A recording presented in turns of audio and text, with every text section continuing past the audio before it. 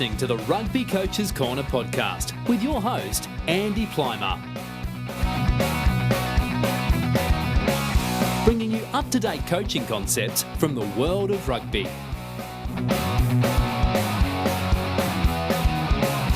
Sharing ideas to make the game better.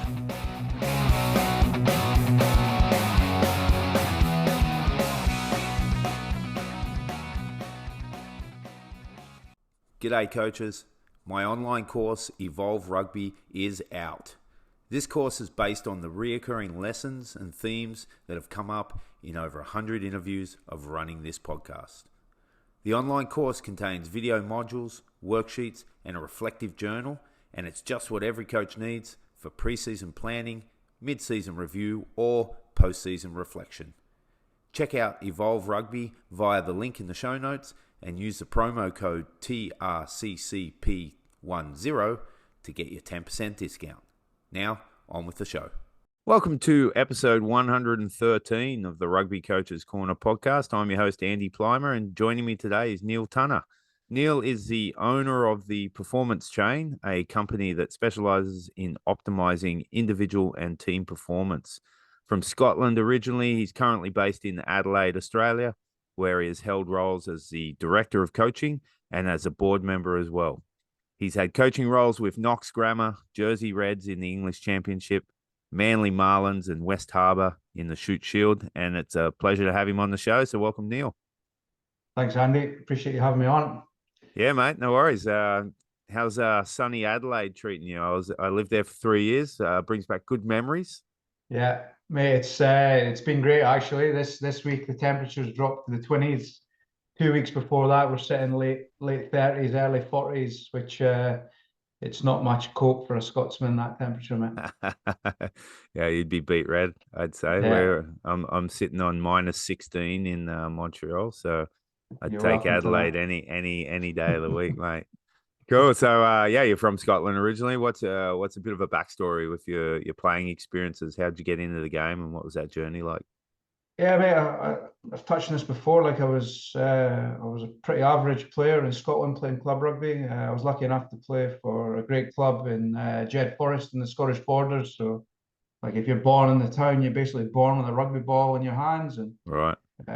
again, really fortunate all the way through there. I was just playing rugby with my mates all the way through school, and then I took off to Edinburgh for a little bit, played a bit of club rugby there, and then went back to Jed's in the early 2000s, and was lucky enough again that the team was full of my mates still, and just went back and played rugby with my mates, and I had a great time. Ultimately ended up playing up in Edinburgh with a team called Watsonians. That's where I had one of my first experiences with coaching as well. It's kind of where I fell into through injury. But yeah, mate, really fortunate. I would say that the biggest underpinning of the whole thing is I played rugby with my mates for most of my playing life, and absolutely loved it.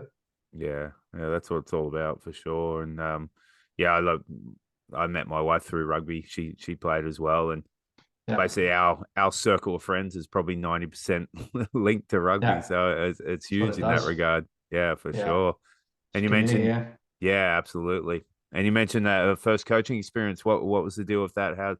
How'd that come about? And what were some of the big lessons for you in those early days?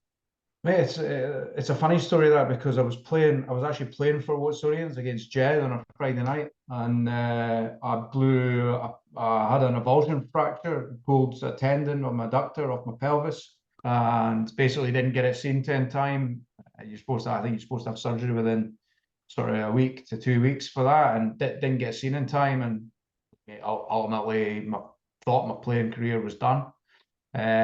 Just at that moment in time, Bruce Aitchison was the head coach of Watsonians, and he basically found an opportunity and gave me an opportunity to start working with the team from a coaching perspective. And mate, to be blunt about it, I didn't have a clue what I was doing at that stage in time.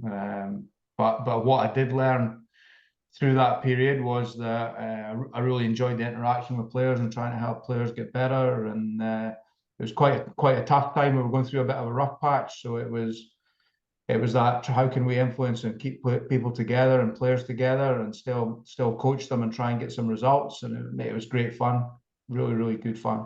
And look, ultimately, it came back to working with good people. Mate, Bruce Aitchison was there.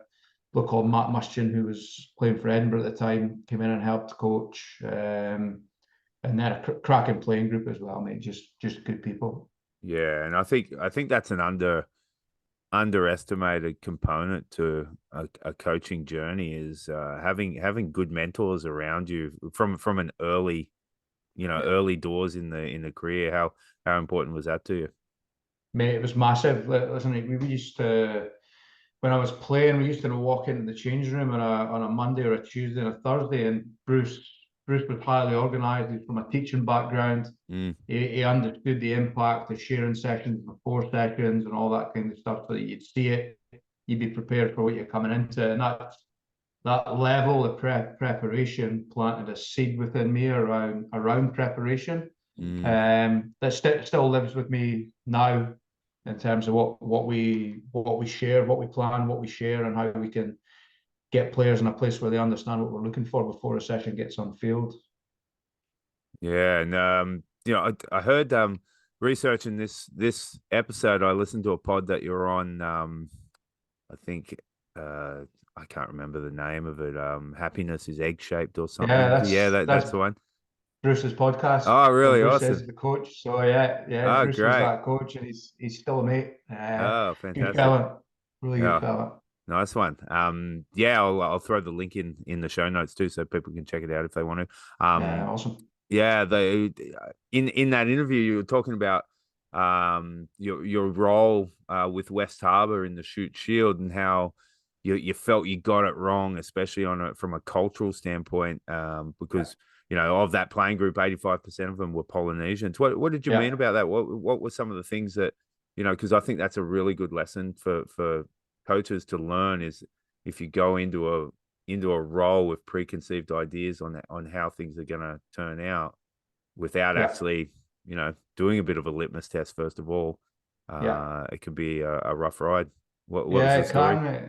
And look, it was probably, I'll sort of preempt this, while it was my hardest year in coaching, it was certainly up there, sort of top 2 years in terms of growth as a coach. Yeah. Learned a hell of a lot about myself and my approach. In terms of what I did well and what I did wrong, I think when we started, I went in full of energy.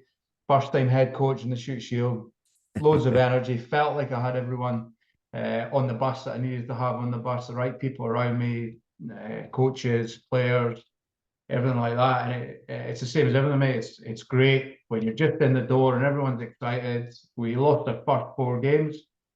We got absolutely pumped there to South at Concord in round 1. But what we did 4 weeks later from there, we turned it around. We went on a 6-game winning streak. And I guess the reason for telling that is it actually papers over some of the cracks. Where I got it wrong was created a culture that wasn't really specific to the individual. And when you're working, particularly with the Polynesian lads, it's really important. It's important with everyone, but it's really important with the Polynesian lads that you meet them where they are. Yeah. As an individual, as a human being, and recognize what's valuable and important to them, and then try and create that environment that supports the individual. And I got that wrong, mate. Like it was club rugby. We were training 3-4 times a week, playing on Saturday. I went in with the expectations that everyone was desperate to be a professional, and I wanted to create this program that supported pushing people to being professionals. Yeah, and that should have been probably stage 2 or stage 3. Yeah, and ultimately that's what I got wrong, mate. But look, again, I'm immensely grateful for that opportunity to coach at that level at that moment in time. It was massive growth for me, and it gave me, like, I came out of that, and the self-reflection I went through was just phenomenal, and it actually changed the course of who I was as a coach.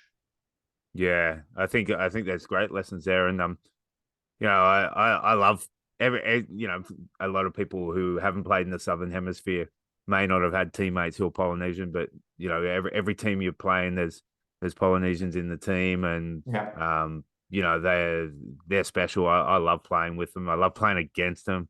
They'll give you a good smashing, and then have a big Yeah. smile on their face and pick you up Yeah. afterwards and have a beer with you or whatever. But what they're big about is family and Yeah. faith, Yeah. and that then tells coaches that, okay, how can I use this powerful motivator to Sure. also help with performance as well. What would Sure. you do different, do you think?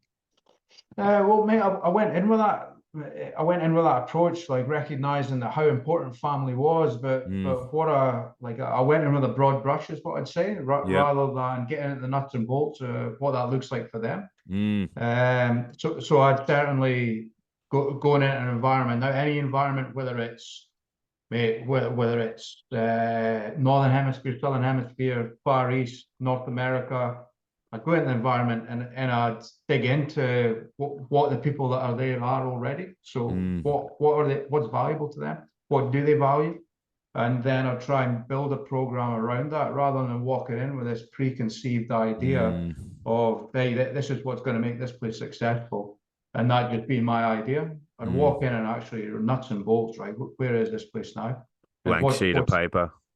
what's the base that we've got to build off? Yeah. Let's look at the people, let's look at the facilities, let's look at the environment, let's look at where it is now, and how do we add value to that? How do we pull it together and connect it?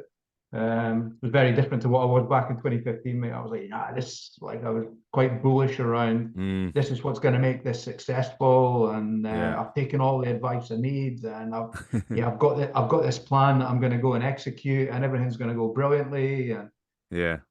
just all those things about a young head coach that you're walking in, Yeah. you're going, It's yeah, very I can common. make this place successful. It Yeah. is very common, mate. Very, very Yeah. common. Yeah. Cool. And then you went on to the Manly Marlins after that Yeah, role. What were some of the differences there in your approach and yeah. the outcomes? Mate, so I was head coach at West Harbour. I went to Manly to support Billy Melrose as an assistant coach, and I was looking after the technical side of contact. I was looking after the forward scrum, line out, all of that kind of stuff. And it was really enjoyable because through that period, what it let me focus back in on was the technical side. Mm-hmm. So how do I build the technical sides and the relationships to develop players? Mm-hmm. And look, I was there for I think 7 months all up before I got the opportunity to go to Jersey. But that was still off the back of West Harbour. That was a really important period in my development where I didn't have the pressures of being a head coach and I could just get stuck into relationships on technical and tactical. And I think when you're an assistant coach, it's often easier to build relationships with players that get results Mm. rather than being a head coach. But look, I loved that. It was a really great opportunity. Cracked me. Like I was working in Knox Grammar School at the time as well, and I'm driving a train and I'm coming over the hill there, and you see the whole of Manly. And look, I used to drive the train, the hair in the back of your neck stands up. So I absolutely loved Mm. going there. And Yeah. great bunch of players, some cracking individuals and characters that just made it really enjoyable. Awesome. That's cool. And then the Jersey Reds. So how'd that role come up? And it's an English championship club, so it's a big move from going from Australia into back over to the UK. Yeah. What was that experience like? What were some of the big takeaways for you there? It was a really enjoyable 3 years, really challenging 3 years. Again, the way it came about was I had an agent by that stage. So off the back of doing the NRC, I'd been put in touch with an agent, and he just came to me and said, "Listen, I've got you an interview with Jersey," and made three interviews. 3 weeks later, got an offer from them, and 4 weeks after that, I was on. I think it was 4 weeks. I got on a plane without the family and went over to Jersey to get stuck in there. Mm, It was just a great opportunity, mate. Through the interview process, I felt like I connected really well with the DOR and the vision that he had, and it was the right opportunity to go into that full-time environment. It's what I was looking for at that moment in time. hmm Really pushing hard to try and achieve it. And look, I was very fortunate, mate, that they interviewed me, offered me the role, and then got across there, took the family in. So I went in April. The family came towards the end of May. And from a life experience perspective, mate, absolutely outstanding. From a coaching experience, again, like a really important period in my coaching development because it taught me the importance of being me. There was times going into that new environment, full-time environment, where I was trying to be what I thought other people wanted me to be as a coach. And in a sense, what I had to go through that period, learning the importance of what my values are, my approach, being me, and the influence that that can have on the environment and the players in the environment and other people in the environment. That was a massive learning curve for me. Yeah, I think that concept of being me is a big one that comes with experience, and probably goes back to that new coach mentality, where often you might coach the way you were coached, or you might go the complete opposite. But takes you a while to calibrate, to find how you naturally coach and how you naturally interact with people, and you shouldn't steer too far from that, I feel, in terms of being authentic and genuine.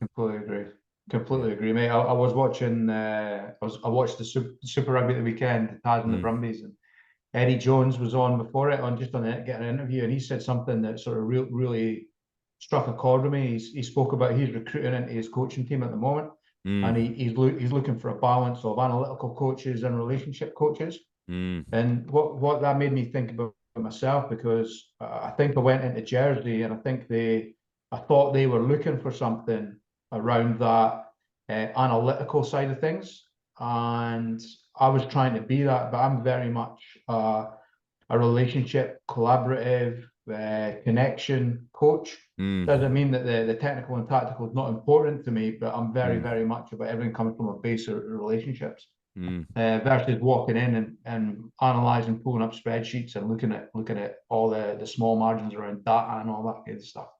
It's important to understand the importance of it, but it's not the foundation of where I'm built from as a coach. And I probably I was probably uncomfortable in that space, thinking that that's what they wanted me to be, and it took me away from being me.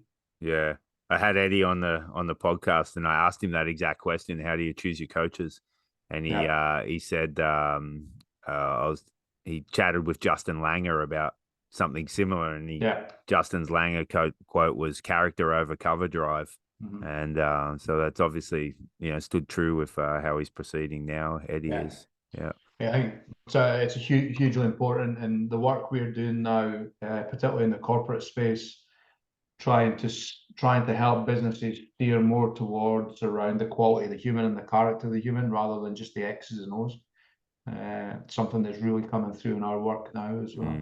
Yeah, and we'll definitely dig into that in a little bit. I want to touch on some of your experiences from a rugby standpoint in Adelaide, in South Australia. It's not a heartland for rugby in Australia, and you've had a couple of roles there. One as director of coaching for Rugby Union SA, and also as a board member. Can you talk about those experiences and what some of the challenges have been like there?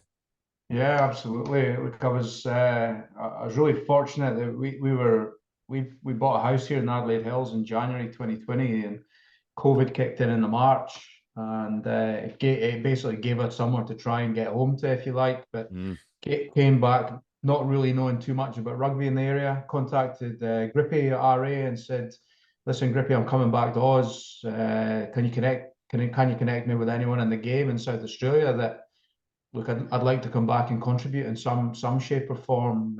Just don't know where it sits, how that might look." So he put me in touch with Carl, the CEO. Flew back in, had a coffee with Carl, and legend. Play to him. Yeah, he's a good man. He came back to me within sort of 48 hours and said, "Listen, we're going to create this role that'll help the state tap into your experience." And mate, he had a little bit of support from RA with that as well, which was nice. And so I sort of picked up a coach development role, and the title was director of coaching. Ultimately, what I was doing was working with the coaches to try and create development experience for them. So the game here, mate, you've played the game here. I mean, it ebbs and flows in terms of the product, and there was probably an opportunity there to try and work with the coaches to upskill them and sort of broaden their knowledge of the modern game that allowed them to go back to the clubs and really influence that. Which, like, I really enjoyed it, mate. There's half a dozen coaches here that I now have friendship relationships with. while still in that sort of sit in that mentor space with them. I'll catch up with them weekly, see what they're up to, try and challenge the thinking a little bit, look at how they're developing themselves. And the other one, Tommy Hankey, Tommy works with us now at the performance chain as well. So he was a coach that I connected with and saw his passion for coaching and the way he went about things and his passion for developing people. And that's probably the biggest standout here is there is a passion for the game in South Australia. It's not a heartland in Australia, but there is a passion. It's a tight-knit community. They're looking at the game now from the perspective that they want to grow and progress, and they're planning around that. There was a double-header test here last year. That's right, yeah. Which again, that exposure for the game is awesome. It's invaluable. What that's done, and leading into a little bit around the board stuff, is we've gone through a strategic planning process with the board over the last year, and what it's done is opened up some vision, if you like, for the state government. And the state government are now seeing the value of having rugby at the highest level in the state for exposure, economy, all that kind of stuff. So it's quite an exciting time for the game in South Australia, and there's an opportunity to really push it on. Yeah, and Adelaide's a great city for a major event as well. Massive, mate. And look, I think it was voted like the second best city in the world to live in 2 years on the bounce in the last 5 years. So that gives you an indication of the quality of life. Again, you've experienced it. The quality of life here is outstanding. So yeah, that's just really privileged and happy to be involved at board level now, and just trying to support and help the game grow in South Australia. Yeah, and how different is that being a coach developer to or a coach supporter to someone on the board now? What's some of the similarities and differences you're observing there? Oh, I think for me, mate, going in and trying to take some of that stuff like from like that I learned in New South Wales, that I learned at Jersey Reds, the importance of open, honest, transparency, a willingness to challenge, getting around the table and trying to get everyone round the table to understand the importance of like pushing the boundaries, trying to get around the table and go, right, let's set big challenges here, and then let's be strategic around how we go after them. So I'm trying to influence in that way, mate. I'm trying to bring challenge, constructive challenge, a real honesty around the approach, and trying to sort of, I guess, in that sense, lead from that respect is just trying to get everyone to the point where, listen, let's get around the table and really push each other here around what's right for the game. Hi, coaches. In January, I had the opportunity to go on the Crusaders Coaching Leadership Program, and let me tell you, it was awesome. The videos from Robbie Deans, Razor Robertson, Kieran Reid, and Sam Whitelock were like binging your favourite Netflix show. And the other coaches were amazing as well. There are 127 of us from 15 different countries. And the best part is, it's all online, so you can work it around your busy schedule. Highly recommend this course if you get the chance. Check it out at crusaderscoaching.com. Now back to the show. All right, well, let's dig into your one of your main roles, the performance chain. Your LinkedIn bio says connecting purpose, people, and healthy performance. What do you mean by that, and how do you get that to come to life in a team environment? Yeah, I think it's this is where a real passion sits for me, and I guess it has probably come off the back of my learning at West Harbour. So that sort of 90-degree turn and change in approach. We're working with businesses now, mate, at multiple different levels, but ultimately what we're trying to do is help businesses create a brilliant experience for the people that work for them. And what does that mean? Well, that means we look at leadership, we look at things like teamwork, team function, connecting someone's individual reason for getting up in the morning with the company's values and purpose, and trying to show businesses that they can move at speed like sport does as well around that. Yeah. Sometimes it's simple as how they communicate with each other that allows them to move faster. With what we're finding through what we do as well is we're having the feedback that we're getting from the people we're working with is it's having an impact on strategic thinking, strategic problem solving. Their teams, as an example, historically might have been quite siloed. So everyone comes into a leadership meeting with their agenda and they stick to their agenda, versus actually sitting around the table going, right, what are we leading here? We're leading the organization, right? How are we going to do that? And then how do we support each other in our different departments? So just trying to open up that kind of stuff in business, mate, and let them see that it's possible to connect their purpose, have a really clearly defined purpose and value system, and connect the people to it, and have it drive the quality of the environment that people work in. And for coaches who are looking to, or who should be looking to creating a healthy, positive working culture within their teams, what's some advice you'd give them?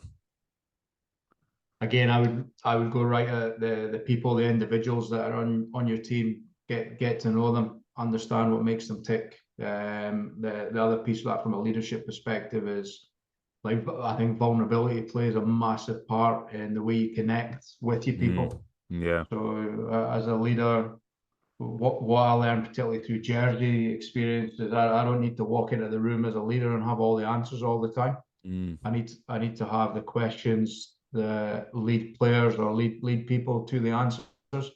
So that's what I learned, is how to sort of create a toolbox of questions that really opens up thinking, and then in turn those questions, how can I connect people through that process? So I think from a team perspective, mate, getting at people's level, connecting them to each other, connecting them to the purpose, the organization and themselves. And then the bottom level of that is like how important the role is in an organization. So what does that look like when it comes to life? Mate, that's as simple as sort of rewarding and celebrating great behavior. So if someone does really well, let's tell them. But Alex Ferguson's a great example of that, mate. Alex Ferguson says the two most powerful words as a coach are well done. So again, you walk into work environments, how often are leaders and teams just walking past it? Hey, awesome job yesterday. That was outstanding. Yeah. No, true.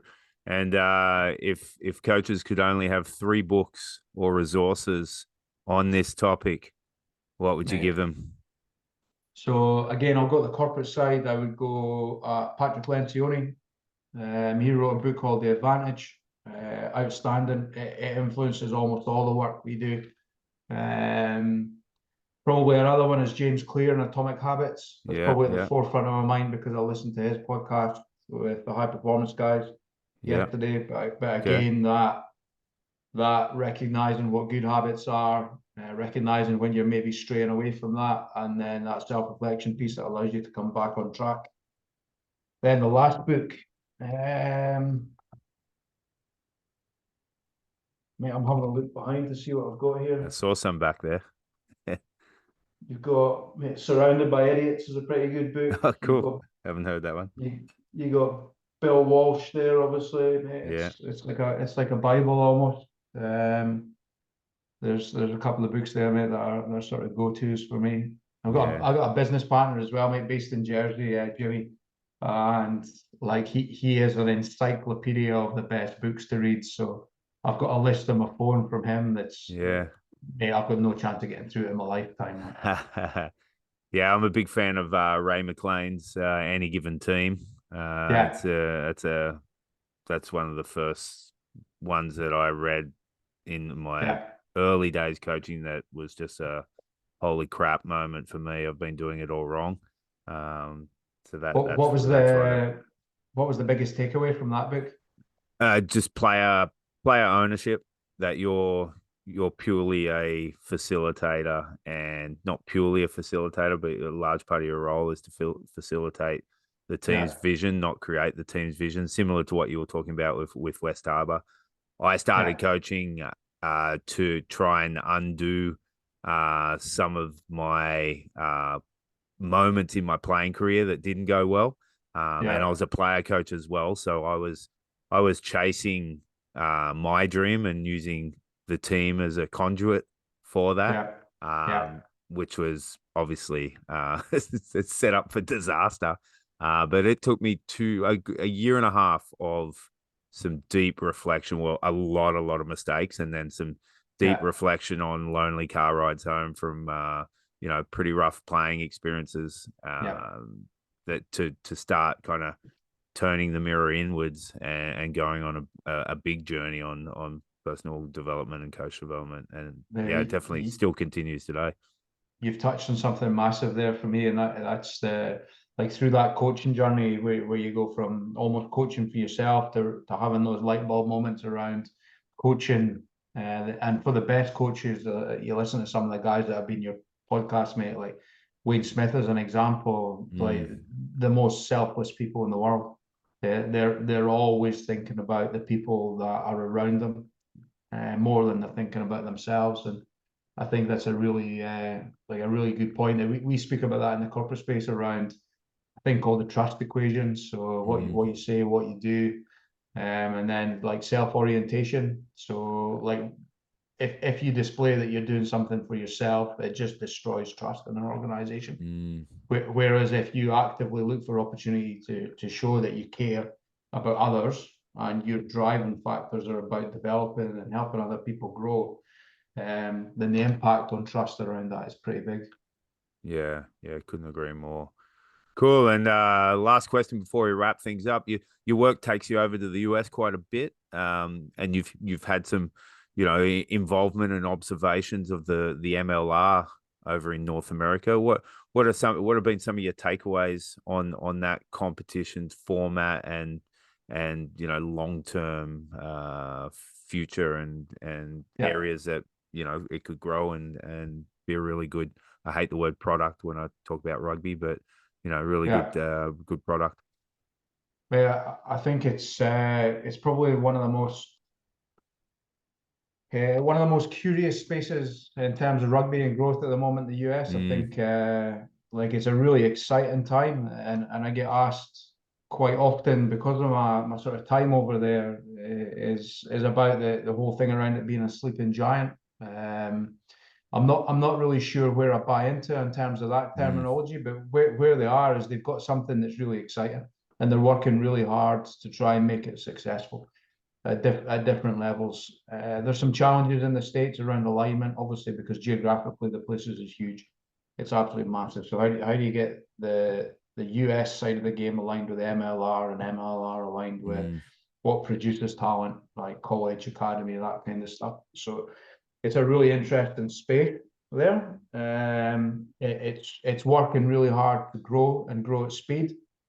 You touched on the product component there, which is it's a really interesting comment, that, because America's different in terms of sports and professional sports than almost everywhere else in the world. And they view it as business, and they view it as sports entertainment, and they're looking for returns. They're investing in the game because they are looking to build business and get returns.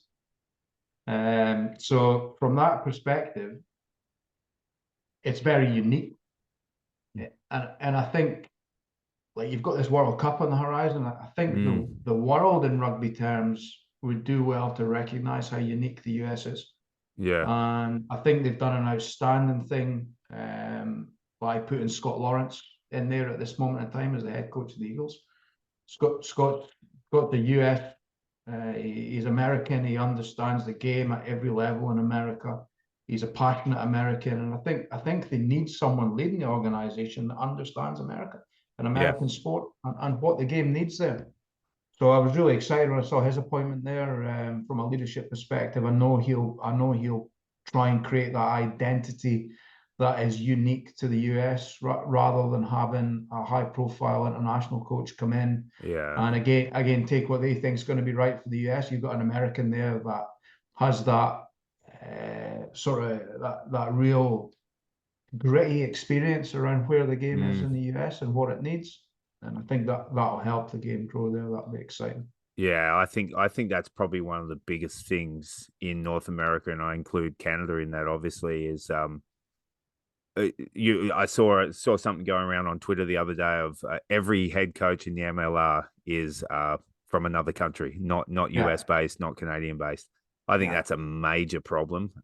And then you look at, I don't know the US coaching setup very well, but you look at the coaching setup here in Canada, And on the men's side of things, every major role really, well, actually the sevens coach is now Canadian, Sean White, but the head coach for, as long as Kieran Crowley was involved, has been a foreign coach. And I've got no problems with a foreign coach, but there has to be clear pathways for your local coaches to be able to connect the dots and say, okay, I'm here now. If I work really hard, I could be here. I could also then be here, and then I could be here. But if there's never any, future shown by someone before you, I think that damages the game below in the grassroots for sure. Mate, I couldn't agree more, and I think you nailed it there. It's that, what's the succession plan? So there's international coaches across the board at every MLR team just now. So what's happening below that to actually develop American coaches?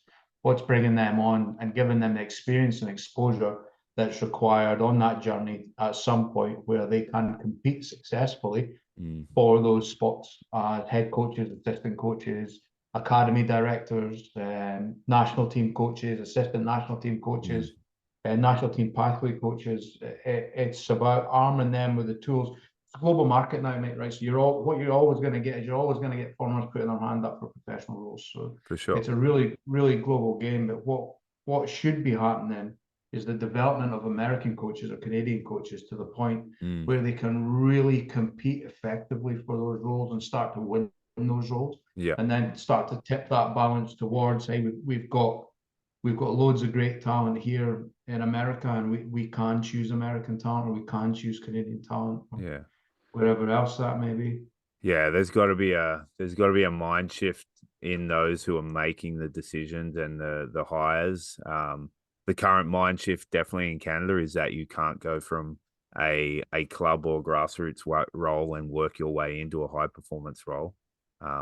That's just false, because everyone comes from a grassroots coaching role one time in their career. So yeah, that's got to change first. Mate, I feel really passionately about that, and I think, look, it's partially because of the journey I've been on.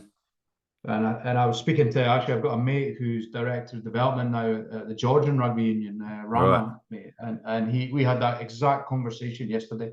We were talking about different appointments, and almost through the process of recruitment now, if you haven't had previous professional experience, even not quite often as a player, so often as a player, professional player, puts you in front of coaches who have 6, 7, 8 years, 9, 10 years of coaching under the belt. Imagine that in any other career. Well, mate, it's disrespectful to coaching, isn't it? Yeah, 100%. And I don't mean that in a sense that I'm being disrespectful to players who have gathered experience, but coaching is a craft. Yep. And as we all know, you got to learn that craft. And 7 or 8 years coaching, let's say you've coached at a school, let's say you've coached pathway, let's say you're coaching club in Sydney or Auckland, wherever that may be, London, Edinburgh, wherever that may be, you're building experience in not only the technical and tactical X's and O's, but in how to manage different types of people, how to build things in a rugby sense with different types of people. So I think there needs to be a shift that you don't have to have been a professional player or in a professional environment to bring value to a professional organization. Yeah, I think you've got to be able to make a whole bunch of mistakes when you're not under the microscope as well. We saw that with Martin Johnson, how poorly equipped he was for that role, even though he was a brilliant player. So, I think rugby's still got a long way to go in that regards. And to be honest, I don't really hold my breath. I'm not holding my breath, I mean. And that's why I love club footy so much. It's like you can go to your local club if you're a coach, and you can get results, and you can basically do what's being done anywhere else, and you can control that environment and how you deliver your sessions and how you relate with your players and your community. I think that's often an enviable position for professional coaches, because quite honestly, a lot of them look bloody miserable. Mate, and listen, I think you're sort of opening Pandora's box a little bit here, but Cody Royal does some outstanding work in that space, mate. He's trying to sort of reframe what that looks like, and Like his big thing is talking about how lonely it is as a head coach, and I would sort of question if it is that lonely, then the game's not really supporting the head coach in the way they need to be supported. So how do we shift that dial? How do we get balance? I know Friendly kind of made some changes that allowed him to get home earlier at night and reshape the expectation within the playing group, and the playing group bought into that and understood it. And so those are all the small things around that environment that come back to what you're saying there. In the professional game, like it should be enjoyable, mate. It should be enjoyable. You should get that enjoyment without the weight of pressure necessarily always pushing down on you. And I think, again, Pandora's box, there's a re-education to do from an ownership perspective around what it takes to build success and the time it takes to build success as well. And again, it's soccer as an example. You look at the English Championship soccer, mate, the life expectancy of a manager there is about 3.5 months or something like that. And that's just brutal. It's just obscene. And in some senses, rugby has gone a little bit that way as well. Yeah. I just got off the Crusaders leadership course, the online course they offer, and I really enjoyed it on a number of levels, but I loved how they talked about fun and connection and family and winning was kind of trickling away in the background, but it wasn't like the main thing. And clearly there's some happy people in that community, and Saracens is probably another one that does it pretty well. And I think there's lessons to be learned there from clubs that want it to happen. Like some clubs will just grind coaches and players into dust, but a club that really wants to role model this stuff, the blueprints are out there for in a few areas. Oh, mate, I think I totally agree. I think again, if you watch coaches or interviews on the TVs, and then like I think the authenticity is really important there. And somewhere where you see that is the Crusaders. I was in there in 2017 just before I went to Jersey, just for a day or two, and mate, pulled up at Rugby Park, and on the public park outside Rugby Park, there's a whole load of fully grown adults dressed in Velcro suits with bows and arrows, and then they're running around playing some game with a. That's epic. And that was a recovery. Crusader, That's awesome. It was them. They were having the time of their life, and when you watch them training, you see that level of enjoyment and what they do from coaches and players, and that's again like they've got their foundations in place there. They've got systems and processes they know can deliver results. So part of that foundation culturally is enjoyment for them, which live and breathe it. Yeah, and that's why we all started playing it to begin with, and that doesn't change even when you're an adult. So it's a good way to move into the final four questions, because that's what the first question is about. When you were a kid growing up in Scotland, who was one of the first players you looked up to and you admired the way they went about the game? Yeah, mate, there's a couple there. Like I grew up in Jedburgh on the Scottish borders, and as a kid, Roy Laidlaw was playing 9 for Scotland. Yeah, and mate, he was an absolute hero of mine. And I was lucky enough that when we moved to Jed, ended up playing in the same minis teams as his sons, in and around the same thing, and then ended up playing rugby all the way through. That was pretty awesome. Going round for as a 12 or 13-year-old, going for tea at Roy Laidlaw's house.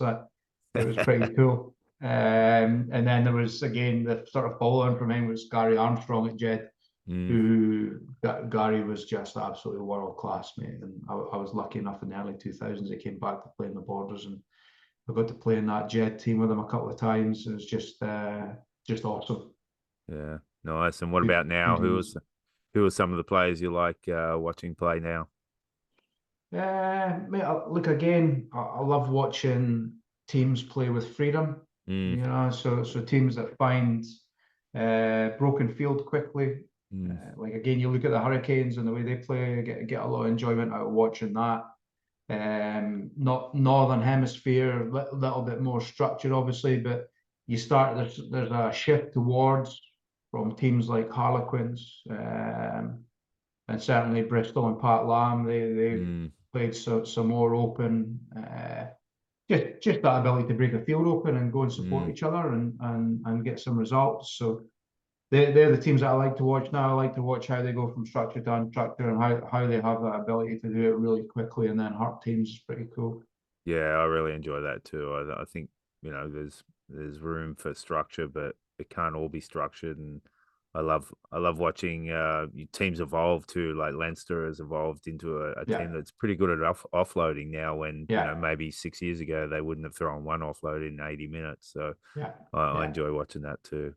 It's that freedom, isn't it? Like and you touched on it before. It's like we started playing the game because it was play. We had the enjoyment factor. It was like you go out and you play and you try things, and when you see it, I think when you see that come through in some of these teams now, like you see the enjoyment, the fun they have doing it. Fiji are another example. Like you watch Fiji, regardless of the result, you watch them play. You've got a smile on your face watching them play. Yeah, 100%. Yeah.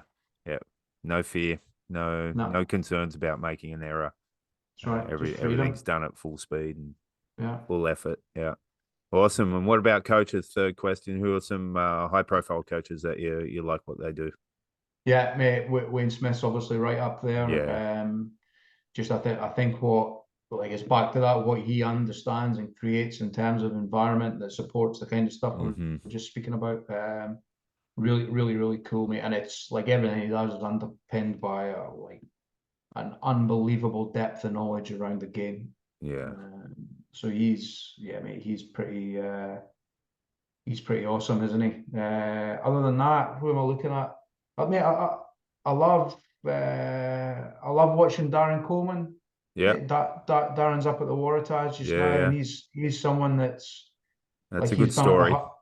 He's done it the hard way and never given up, mate. And he's coaching his home province, and he cares deeply about it. And he's been around the world and back to just keep growing and progressing as a coach, and he's stuck with it. And that opportunity's finally come along. So I've got a lot of admiration for what he's done.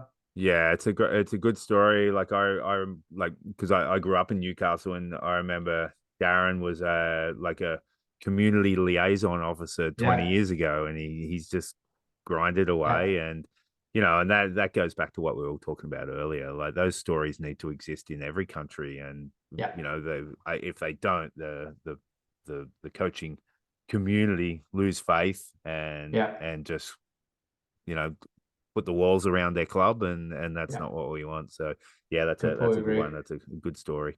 And final question: who's someone in the grassroots who you feel is doing good work and deserves a shout out? Great question. There's a couple of guides here in South Australia.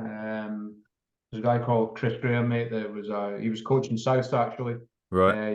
He was a school teacher in New South Wales. He's come into this community, and he just wants to contribute to the point where he's actually just started a role working with Rusa. So he's walked away from teaching to get in the community game. And awesome. Again, that's a pretty brave move for a teacher in a private school to go and get stuck into community rugby. So a lot of admiration there. Mate, the other one is Grippy's doing some. He was a one-man band for RA in the coach development side of things for a long time, and he's done so much good. So I would class him as still that community game, because he's developing coaches and developing teams that develop coaches through Australia. Mate, it's hard, mate, because it's a community game and there's so many doing work. Oh, mate, it's just without them there's no game, mate. And that's again bigger picture. We look at the importance of the community game to support the professional game, not the professional game to support the community game. The community game supports the professional game. 100%. Without it, mate, there's no game. Without it, there's no game. It's and everyone's of equal importance. I always get my back up a bit when you hear the cliche, without referees there's no game. Well, yes, that's true, but also without coaches there's no game. Without players there's no game. Without people helping out behind the bar and the canteen, there's no game. So we have to value everyone's contribution equally. Yeah, I think that's a great point because you touched on something earlier around the whole player-centered approach, and like I've probably over the last 2 or 3 years I've pushed back on that language around player-centered, and in my head I've probably changed it to people-centered. Yeah, because I think on field, off field, that's a good point. community support, everything. I think everyone has a really, really important part to play in what actually happens on the field. Yeah. So I think my thinking there is the want to show how valuable everyone is, not just the player. How valuable the player is, how valuable the physio is, how valuable the coach is, how valuable the manager is, how valuable the committee member is, how valuable the supporter that's paying $10 to come through the gate, and the influence of that $10 on the club. Do you know what I mean? The whole approach to whether it's the community game, the professional game, I don't think that matters. I think it's just it should be people centered. Yeah, 100% agree. All right, that's a great way to wrap things up, mate. I've really enjoyed this chat. We went down some rabbit holes there, and we made our way out safely. But I think this one would be a good one to have a few beers over and chat further. So definitely when I'm back in Adelaide, I'll hit you up for one. And just want to thank you for giving up your time for coming on the show, and great to chat, mate. Mate, thanks for having me. It's always great to get an opportunity like that. So really appreciate you reaching out, and you're doing some great things with the podcast. So long may it continue. Thanks, mate. Appreciate it. Cheers.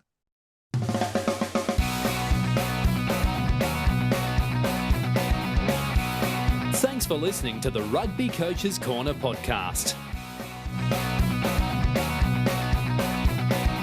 If you enjoyed the show, please leave a review via iTunes and keep listening for the next episode.